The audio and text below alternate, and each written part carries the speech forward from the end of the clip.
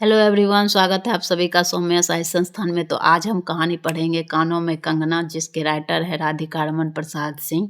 तो आइए शुरू करते हैं कानों में कंगना कहानी। कानों में कंगना। किरण, तुम्हारे कानों में क्या है? उसके उसके कानों से चंचल लट को हटाकर कहा, कंगना। अरे, कानों में कंगना? सचमुच दो कंगन कानों को घेर कर बैठे थे। हाँ, तब कहाँ पहनूं? किरण अभी भोरी थी। दुनिया में जिसे भोरी कहते वैसी भोरी नहीं। उसे वन के फूलों का भोलापन समझो। नवीन चमन के फूलों की भंगी नहीं। विविध खाद्य या रस से जिनकी जीविका है, निरंतर काट छांट से जिनका सौंदर्य है, जो दो घड़ी चंचल चिकने बाल की भूसा है, दो घड़ी तुम्हारे फूलदान की शोभा। वन के फूल ऐसे नहीं, प्रकृति के हाथों से लगे हैं, मेघों की धारा से बढ़े हैं। चटुल दृष्टि इन्हें पाती नहीं, जगद्वायु इन्हें छूती नहीं। यह सरल सुंदर सौरभमय जीवन है। जब जीवित रहे तब चारों तरफ अपने प्राण धन से हरे भरे रहे। जब समय आया तब अपनी माँ की गोद में झर पड़े। आकाश स्वच्छ था, नील उदर सुंदर, पत्ते शांत थे। संध्या हो चली थी, सुनहरी किरणें सुंदर पर्वत की चूड़ा से देख रही थी। वह पतली किरण अपनी मृत्यु शैया से इस शून्य निविड़ कानन में क्या ढूंढ रही थी? कौन कहे, किसे एकटक देखती थी? कौन जाने, अपनी लीला भूमि को स्नेह करना चाहती थी या हमारे बाद वहाँ क्या हो रहा है इसे जोहती थी? मैं क्या बता सकूं? जो हो, उसकी उस भंगी में आकांक्षा अवश्य थी। मैं तो खड़ा खड़ा उन बड़ी आंखों की किरण लूटता था। आकाश में तारों को देखा या उन जगमग आंखों को देखा, बात एक ही थी। हम दूर से तारों के सुंदर शून्य झिकमिक को बार बार देखते हैं, लेकिन वह स्पंदन निश्चेष ज्योति सचमुच भावहीन है, या आप ही आप अपनी अंतर्लहरी से मस्त है? इसे जानना आसान नहीं। हमारी ऐसी आंखें कहाँ कि उनके सहारे उस निगूढ़ अंतर में डूब कर था ले। मैं रसाल की डोली थामकर पास ही खड़ा था। वह बालों को हटाकर कंगन दिखाने की भंगी प्राणों में रह रह कर उठती थी। जब माखन चुराने वाले ने गोपियों के रस के मटके को तोड़कर उनके भीतर कीले को तोड़ डाला, या नूर जहां ने आंचल से कबूतर को उड़ाकर शहंशाह के कठोर हृदय की धज्जियां उड़ा दी। फिर नदी के किनारे बसंत बल्लभ रसाल पल्लवों की छाया में बैठी किसी अपरूप बालिका की यह सरल स्निग्ध भंगिमा एक मानव अंतर पर क्यों ना दौड़े? किरण इन आंखों के सामने प्रतिदिन आती ही जाती थी। कभी आम के टिकोड़े से आंचल भर लाती, कभी मौलसिरी के फूलों की माला बना लाती, लेकिन कभी भी ऐसी बाल सुलभ लीला आंखों से होकर हृदय तक नहीं उतरी। आज क्या था?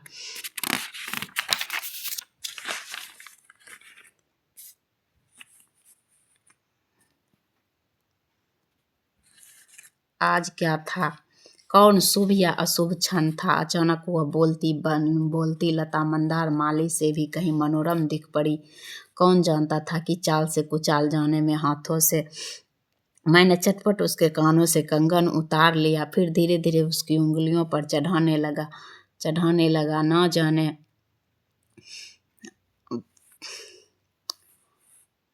अचानक कहाँ चला गया।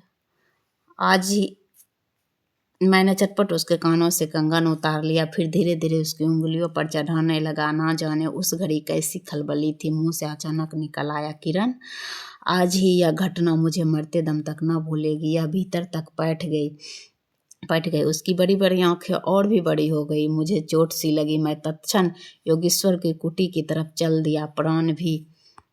प्राण भी उसी समय नहीं चल दिए। यही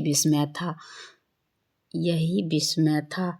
एक दिन था कि इसी दुनिया से दूर रहकर लोग दूसरी दुनिया का सुख उठाते थे। हरिचंदन के पुल्लवों की छाया भूलोक पर कहाँ मिले, लेकिन किसी समय हमारे यहाँ भी ऐसे वन थे जिनको वृक्षों के साए में घड़ी घाम निवारने के लिए स्वर्ग से देवता भी उतर आते थे। जिस पंचवटी का अनंत यौवन देखकर राम की आंखें भी खिल उठी थी, वहाँ के निवासियों ने कभी अमतरुल के फूलों का माला नहीं चाही, मंदाकिनी के छींटों की शीतलता नहीं ढूंढी। नंदोपवन का सानी कहीं वह भी था। बकल्प वृक्ष की छाया में शांति अवश्य थी, लेकिन कदम की छाहियाँ कहाँ मिल सकती हमारी तुम्हारी आँखों ने कभी नंदोत्सव की लीला नहीं देखी। लेकिन इसी भूतल पर एक दिन ऐसा उत्सव हो चुका है जिसको देख देख कर प्रकृति तथा रजनी 6 महीने तक ठगी रही। सत सत देवांगनाओं ने परिजात के फूलों की वर्षा से नदन कानन को उजाड़ डाला। समय ने सब कुछ पलट दिया। अब ऐसे वन नहीं जहाँ कृष्ण गोलोक से उतरकर 2 घड़ी बंसी को टेर दे। ऐसे कुटीर नहीं जिनके दर्शन से रामचंद्र का भी अंतर प्रसन्न हो, या ऐसे मुनीष नहीं जो धुरंधर धर्मराज को भी धर्म से शिक्षा दे। यदि 1-2 भूले भटके हो भी तब भी तक उन पर दुनिया का पर्दा नहीं उठा। जनमान्य की माया नहीं लगी। लेकिन वे कब तक बचे रहेंगे? लोग अपने यहाँ अलौकिक बातें कब तक होने देगा? भवसागर की जल तरंगों पर थिर होना कब संभव है? ऋषिकेश के पास एक सुंदर वन है, सुंदर नहीं अपरूप सुंदर। वह प्रेमोद्वन के विलास को निकंजों जैसे सुंदर नहीं, वरंच चित्रकूट या पंचवटी की महिमा से मंडित है। वहाँ चिकनी चांदनी में बैठकर कनक घुंघरू की इच्छा नहीं होती, वरंच प्राणों में एक ऐसी आवेश धारा उठती है जो कभी अनंत साधना के कुल पर पहुँचती है, कभी जीव जगत के एक एक तत्व से दौड़ मिलती है। गंगा की अनंत गरिमा, वन की निविड़ योग निंद्रा वहीं देख पड़ेगी। कौन कहे वहाँ जाकर यह चंचल चित्त क्या चाहता है? गंभीर अलौकिक आनंद या शांत सुंदर मरण रहित बाधाहीन नाचती किरणों की लेखा कहिए, मानो निर्मुक्त चंचल मलय वायु फूल फूल कर डाली डाली पर डोलती फिरती हो, या कोई मूर्तिमान अमर संगीत बेरोक टोक हवा पर या जल की तरंग भंग पर नाच रहा हो। मैं ही वहाँ इस लोक का प्रतिनिधि था। मैं ही उन्हें उनकी अलौकिक स्थिति से इस जटिल मर्त्य राज्य में खींच लाता था। कुछ साल से मैं योगेश्वर के यहाँ आता जाता था। पिता की आज्ञा थी कि उनके यहाँ जाकर अपने धर्म के सब ग्रंथ पढ़ डालो। योगेश्वर और बाबा लड़कपन के साथी थे, इसलिए उनकी मुझ पर इतनी दया थी। किरण उनकी लड़की थी। इस कुटीर में एक वही दीपक थी। जिस दिन की घटना मैं लिख आया हूँ, उसी दिन सवेरे मेरे अध्ययन की पूर्णाहुति थी और बाबा के कहने पर 1 जोड़ा पीताम्बर, 5 स्वर्ण मुद्राएं तथा किरण के लिए 2 कनक कंगन आचार्य के निकट ले गया था। योगेश्वर ने सब लौटा दिए, केवल कंगन को किरण उठा ले गई। वह क्या समझकर चुप रह गए? समय का अद्भुत चक्र है। जिस दिन मैंने धर्म ग्रंथ से मुंह मोड़ा, उसी दिन कामदेव ने वहाँ जाकर उनकी किताब का पहला सफ़ा पर उल्टा। दूसरे दिन मैं योगेश्वर से मिलने आया। वह किरण को पास बिठाकर ना जाने क्या पढ़ा रहे थे। उनकी आंखें गंभीर थी। मुझको देखते ही वो उठ पड़े और मेरे कंधों पर हाथ रखकर गद्य स्वर से बोले, नरेंद्र, अब मैं चला, किरण तुम्हारे हवाले है। यह कहकर किसी की सुकोमल उंगलियां मेरे हाथों में रख दी। लोचनों के कोने पर 2 बूंदें निकलकर झांक पड़ी। मैं सहम उठा। क्या उन पर सब बातें विदित थी? क्या उनकी तीव्र दृष्टि मेरे अंतर लहरी तक डूब चुकी थी? वह ठहरे नहीं, चल दिए। मैं कांपता रह गया। किरण देखती रह गई। सन्नाटा छा गया। वन वायु भी चुप हो चली। हम दोनों भी चुप चल पड़े। किरण मेरे कंधे पर थी। हठात अंतर से कोई अकर कर कह उठा, हाय नरेंद्र, यह क्या? तुम इस वन फूल को किस चमन में ले चले? इस बंधन विहीन स्वर्गीय जीवन को किस लोक जाल में बांधने चले? कंकरी जल में जाकर कोई अस्थाई विवर नहीं फोड़ सकती। क्षण भर जल का समतल भले ही उलट पुलट हो, लेकिन इधर उधर से जल तरंग दौड़कर उस छिद्र का नाम निशान भी नहीं रहने देती। जगत भी यही चाल है। यदि स्वर्ग से देवेंद्र भी आकर इस लोक चलाचल में खड़े हो, फिर संसार देखते ही देखते उसे अपना बना लेगा। इस काली कोठरी में आकर इसकी कालिमा से बचे रहे, ऐसी शक्ति अब आकाश कुसुम ही समझे। 2 दिन में राम हाय जानकी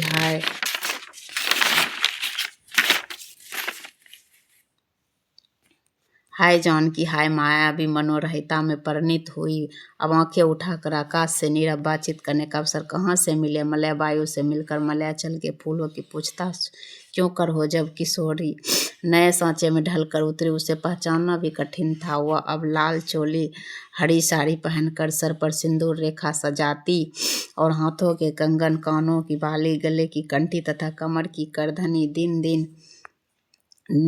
दिन उसके चित्त को नचाए मारती। जब कभी वह सर धरकर चांदनी में कोठे पर उठती और बसंत वायु उसके आंचल से मोतियों का लपट लाकर मेरे बरामदे में भर देता। फिर किसी मतवाली मधुरी या तीव्र मदिरा के नशे मेरा मस्तिष्क घूम जाता और चटपट अपना प्रेम चित्कार फूलदार रंगीन चिट्ठी में भरकर जूही के हाथों ऊपर भिजवाता या बाजार से दौड़कर कटकी गहने या बिलायती चूड़ी खरीद लाता। लेकिन जो हो अब भी कभी कभी उसके प्रफुल्ल बदन पर उस आलोक की छटा पूर्व जन्म की सुख विस्मृति चली आती थी और आंखें उसी जीवंत सुंदर झिकमिक नाच दिखती थी। जब अंतर प्रसन्न था फिर बाहरी चेष्टा का प्रतिबिंब क्यों न पड़े। यूं ही साल 2 साल मुरादाबाद में कट गए। एक दिन मोहन के यहाँ नाच देखने गया वहीं किन्नरी से आंखें मिली क्या लीन हो गई। ये नवीन यौवन, कोकिल कंठ, चतुर चंचल चेष्टा तथा मायावी चमक अब चित्त को चलाने के लिए और क्या चाहिए। किन्नरी सचमुच किन्नरी ही थी, नाचने वाली नहीं नचाने वाली।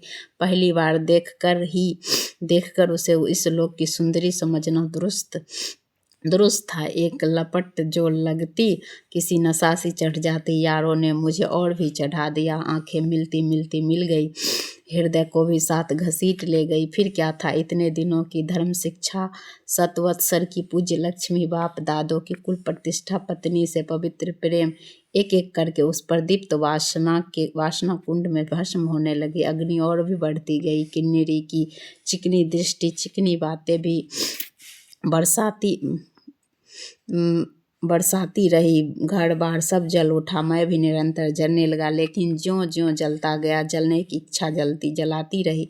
5 महीने कट गए, नशा उतरा नहीं। बनारसी साड़ी, पारसी जैकेट, मोती का हार, कटकी, कर्णफूल सब कुछ लाकर उस मायाकारी के अलकत रंजित चरणों पर रखे। किरण हेमंत की मालती बनी थी जिस पर एक फूल नहीं, एक पल्लव नहीं। घर की वधू क्या करती जो अनंत सूत्र से बांधा था, जो अनंत जीवन का संगी था। वह हाथों हाथ पराये के हाथ बिक गया। फिर ये तो 2 दिन के चकमकी खिलौने थे, इन्हें शरीर बदलते क्या देर लगे। दिन भर बहानों की माला गूंथ कर किरने के गलों में और शाम को मोती की माला उस नाचने वाली के गले में सशंक निर्लज डाल देना, यही मेरी जीवन निर्वाह था। एक दिन सारी बातें खुल गई। किरण पछाड़ खाकर भूमि पर जा गिरी। उसकी आंखें में आंसू ना थे, मेरे आंखों में दया ना थी, अवसर नहीं था। मैं तो किन्नरी के दरवाजे से हताश लौटा था। आंखों के ऊपर ना चांदनी थी ना बदली। त्रिशंकु ने स्वर्ग को जाते जाते बीच में हिटक कर किस खुद दुख को उठाया और मैं ना तो उसके स्वर के दरवाजे पर सर रख कर निराश लौटा था। मेरी वेदना क्यों न बड़ी हो। हाय मेरी उंगलियों में एक अंगूठी भी रहती तो उसे नजर कर उसके चरणों में लौटता। घर पर आते ही जूही को पुकार उठा, जूही किरण के पास कुछ भी बचा हो तो फौरन जाकर मांग लाओ। ऊपर से कोई आवाज नहीं आई, केवल सर के ऊपर से एक काला बादल कलांत चित्कार के चिल्ला उठा। मेरा मस्तिष्क घूम गया। मैं तत्क्षण कोठे पर दौड़ा, सब संदूकें झांके, जो कुछ मिला सब तोड़ डाला, लेकिन मिला कुछ भी नहीं। अलमारी में केवल मकड़े का जाल था। श्रृंगार बक्स में छिपकली बैठी थी। उसी दम किरण पर झपटा, पास जाते ही सहम गया। वह तकिए के सहारे निस्सहाय निस्पंद लेटी थी। केवल चांद ने खिड़की से उसे गोद में ले रखा था। वह वायु उस शरीर पर जल से भिगोया पंखा झल रही थी। मुख पर एक अपरूप छटा थी। कौन कहे कहीं जीवन की शेष रश्मि क्षण भर वहीं अटकी हो। आंखों में एक जीवन ज्योति थी। शायद प्राण शरीर से निकलकर किसी आश्रय से वहां बैठ रहा था। मैं फिर पुकार उठा, किरण किरण, तुम्हारे पास कोई गहना भी रहा है? हाँ, छिन्न कंठ की काकली थी। कहाँ है? अभी देखने दो। उसने धीरे से घूंघट सरका कर कहा, वही कानों का कंगना। सर तकिए से ढल पड़ा, आंखें भी झिप गई। वह जीवंत रेखा कहाँ चली गई? क्या इतने ही के लिए अब तक ठहरी थी? आंखें मुख पर जा पड़ी। वही कंगन थे वैसे ही कानों को घेर कर बैठे थे। मेरी स्मृति दरित तरित वेग से नाच उठी। दुष्यंत ने अंगूठी पहचान ली। भूली शकुंतला उस पल याद आ गई। लेकिन दुष्यंत सौभाग्यशाली थे, चक्रवर्ती राजा थे। अपनी प्राण प्रियता को आकाश पाताल छान कर ढूंढ निकाला। मेरी किरण तो इस भूतल पर ना थी कि किसी तरह प्राण देकर भी पता पाता, परलोक से ढूंढ निकालूं। ऐसी शक्ति इस दीनहीन मानव में कहाँ। नशा चढ़ा, नशा उतर पड़ा, सारी बातें सूझ गई। आंखों पर की पट्टी खुल पड़ी। लेकिन हाय, खुला भी तो उसी समय जब जीवन में केवल अंधकार ही रह गया। तो यहाँ पे ये कहानी ख़त्म हो जाती है।